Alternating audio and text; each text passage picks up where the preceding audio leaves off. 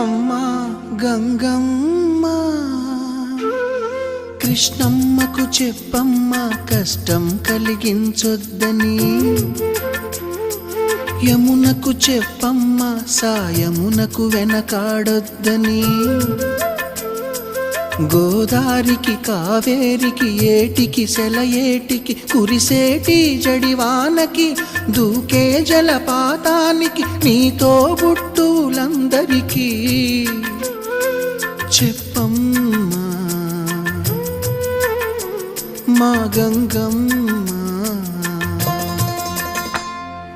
జీవనదివిగా ఒక మోక్షనిధివిగా పండ్లు పూలు పసుపుల పారాణి రాణిగా